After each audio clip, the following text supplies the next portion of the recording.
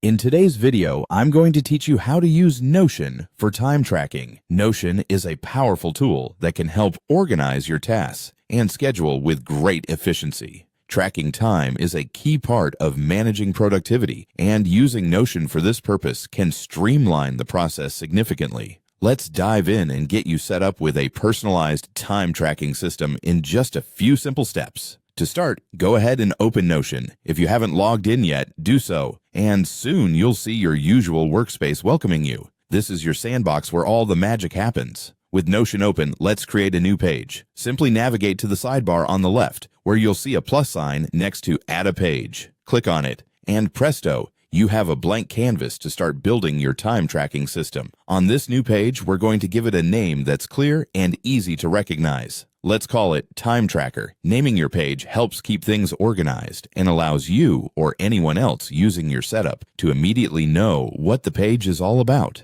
Now, with your Time Tracker page open, it's time to add the structure that will hold all your time entries. We accomplish this by adding a table view. Click the plus icon on the page toolbar, then select Table as the view type. This table will be the foundation for your time tracking entries. Next, we're going to set up the columns for your time tracker. Each column should represent key information you want to track. Consider including columns like date, task, start time, and end time. You can always add more columns later if needed, but these serve as a solid starting point for tracking time against specific tasks or projects. Now let's add a little more functionality to our table by creating a formula property. This property is what we will use to automatically calculate your time entry's duration. Begin by adding a new column and naming it Duration.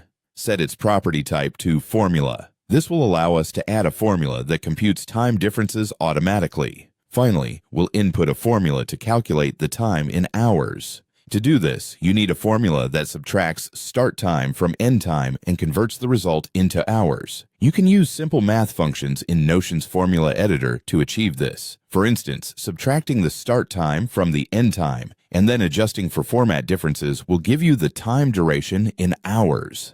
And there you have it. With your time tracker page set up, tracking your time becomes a seamless part of your daily routine. Remember, you can always adjust and refine these columns and formulas as your needs evolve. This flexible setup allows you to keep track of time effectively, helping you make informed decisions about how you spend your valuable hours. Happy time tracking with Notion.